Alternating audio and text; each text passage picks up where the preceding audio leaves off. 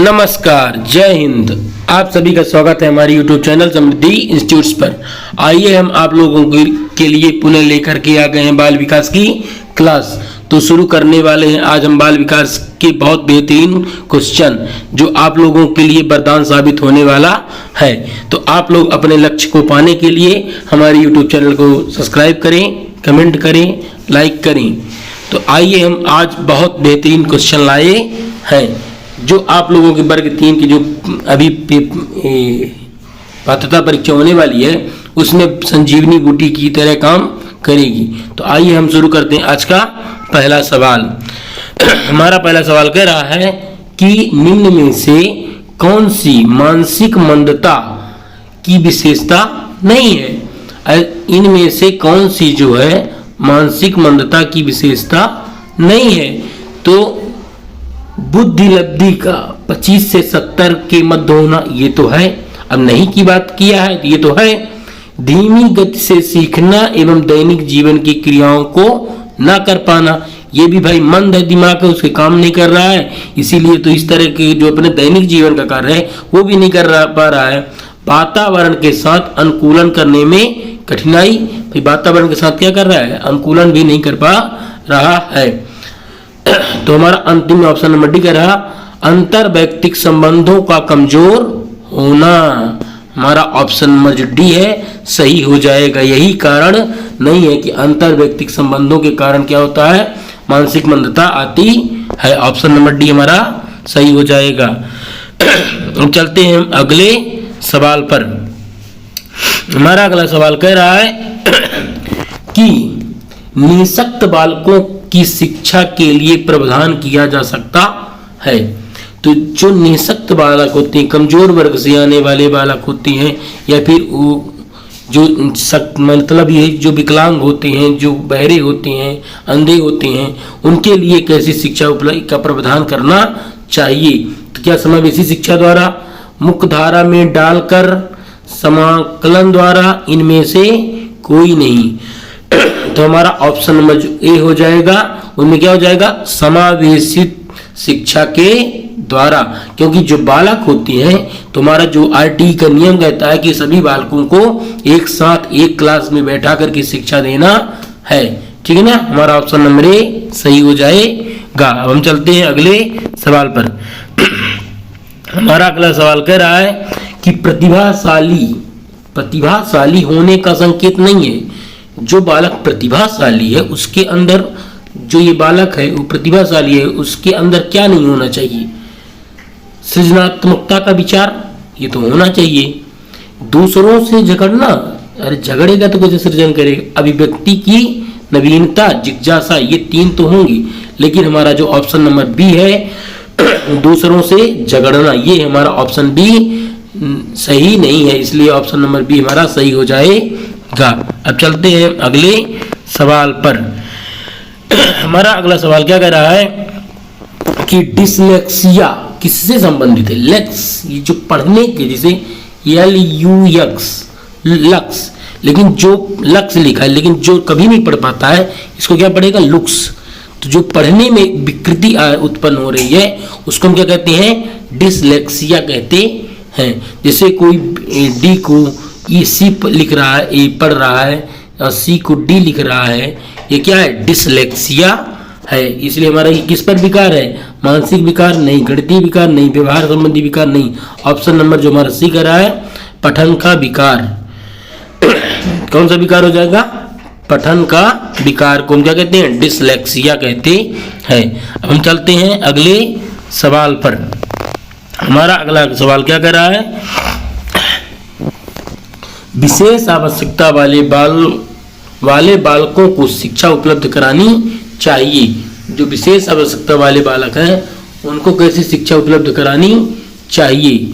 तो अन्य सामान्य बालकों के साथ विशेष विद्यालय में विशेष बालकों के लिए विकसित पद्धति के द्वारा, विशेष विद्यालय में विशेष विद्यालय के अध्यापकों के द्वारा।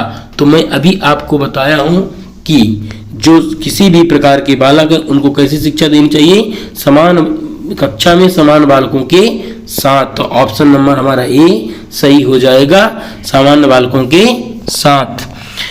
यदि आप लोग अपना एक शिक्षक पक्का करना चाहते हैं, अपने आप को एक शिक्षक के रूप में देखना चाहते हैं, तो हमारे चैनल को सब्सक्राइब करें, लाइक करें, कमेंट करें। यदि वीडियो अच्छा लग रहा है तो लाइक किए बिना नहीं जाना है। अब चलते हैं हम अगले सवाल पर। हमारा अगला सवाल कह रहा है कि आप देखते हैं कि एक विद्यार्थी बुद्धिमान है, तो आप क्या करेंगे?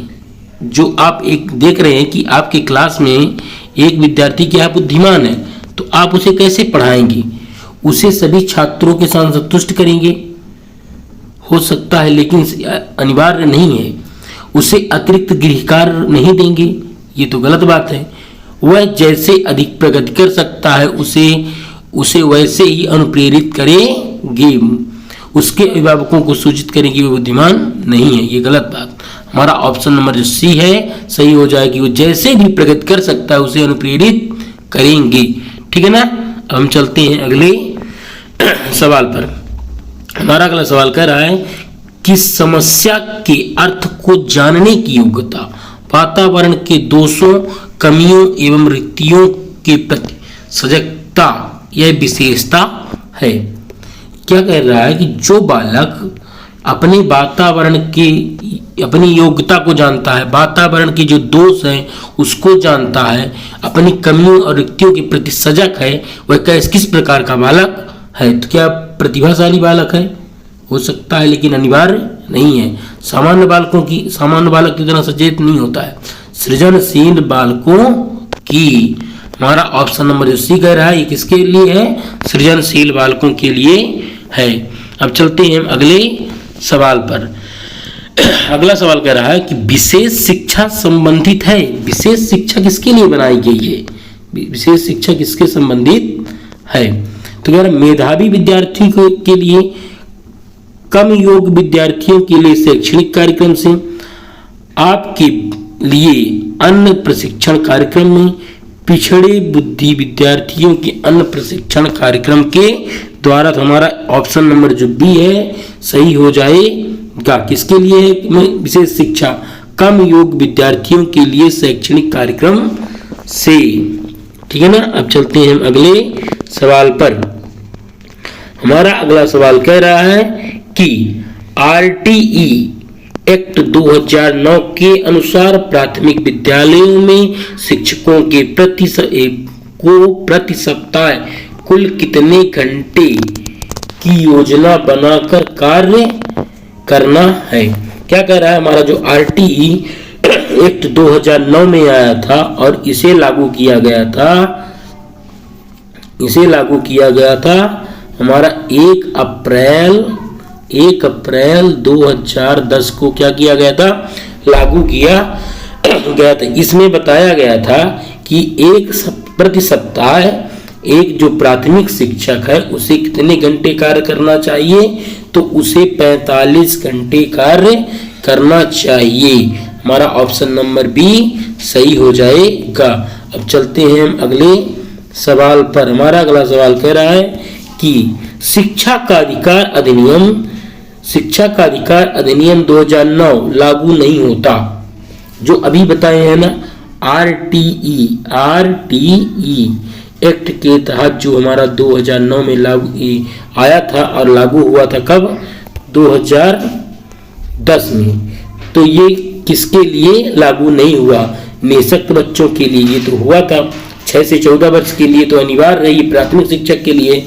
ये जो है 14 से 18 वर्ष के बच्चों के लिए, बच्चों को नियमित उपस्थित कराना, ये भी नहीं है। हमारा ऑप्शन नंबर जो क्या कह रहे हैं, सी सही हो जाएगा। अब हम चलते हैं अगले सवाल पर। हमारा अगला सवाल क्या कह रहा है कि यदि आपकी कक्षा का एक बच्चा सी को डी को सी लिखे पढ़े तो वह कौन से रोग से पीड़ित है? जो हमारे कक्षा में जब भी बताए हैं आप लोगों को, यदि पढ़ने की बात करेगा तो डिसलेक्सिया है। तो मैं अभी बताया कि जो पढ़ने में कमजोर है या डिस्टर्ब कर रहा है उसको क्या है? डिसलेक्सिया है। ठीक है ना। और जो लिखने पर, लिखते कैसे हम? हाथ से, उसमें क्या बनता है? ग्राफ बनता है। तो उसमें क्या हो जाएगा? लिखने की बात करेगा तो क्या हो जाएगा, डिसलेक्सिया हो जाएगा, डिसलेक्सिया हो जाए, नहीं डिस्ग्राफिया, चलिए डिसलेक्सिया। ऑप्शन नंबर जो हमारा बी है ये सही हो जाएगा, कौन सा, डिसलेक्सिया सही हो जाएगा। हम चलते हैं अगले सवाल पर। हमारा अगला सवाल क्या कह रहा है कि वर्तमान में निःशक्त बच्चों की शिक्षा के लिए कहा गया है, जो वर्तमान में निःशक्त बच्चे हैं, कमजोर वर्ग के छात्र हैं या उनकी दृष्टि कमजोर है, उनके लिए क्या कहा गया है, समावेशी शिक्षा, विशेष शिक्षा, समेकित शिक्षा, इनमें से कोई नहीं। हमारा ऑप्शन नंबर जो अभी ए है सही हो जाएगा, समावेशी शिक्षा, ठीक है ना।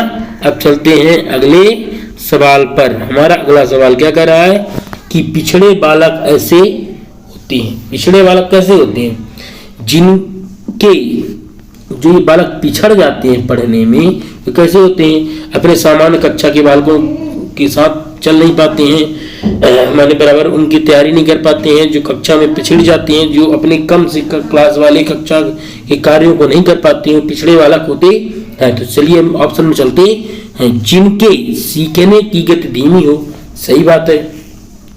जिनकी बुद्धिलब्धता 80 से 90 के बीच में हो, ये भी सही बात है। मानसिक रूप से अवस्था और असमायोजित हो, ठीक है ना। ऑप्शन नंबर डी हमारा सही हो जाएगा। तो अब हम चलते हैं आज के अंतिम सवाल पर। आज हमारा अंतिम सवाल क्या कह रहा है, हमारा अंतिम सवाल कह रहा है डिसलेक्सिया है। अभी आपको बताएं कि LUX, यदि कहीं पर लक्ष्य लिखा है, अगर उसको बालक नहीं पढ़ पा रहा है तो उसमें क्या है, पढ़ने से संबंधित है। किसके लिए लक्ष्य, पढ़ने की अक्षमता से, लिखने से क्या होता है, डिस्ग्राफिया होता है। हमारा ऑप्शन नंबर क्या सही हो जाएगा, ए सही हो जाएगा। तो अगर वीडियो हमारा आप लोगों को अच्छा लग रहा है तो हमारे चैनल को सब्सक्राइब करें, लाइक करें, कमेंट करें। अब हम अपना ये सेशन यहीं पर समाप्त करेंगे और बेहतरीन वीडियो आप लोगों के लिए लाता रहूंगा। जब तक आप लोगों की परीक्षा या सिलेक्शन नहीं हो जाता है तब तक मैं आपके साथ खड़ा रहूंगा, ठीक है ना। तो जय हिंद, जय भारत, धन्यवाद।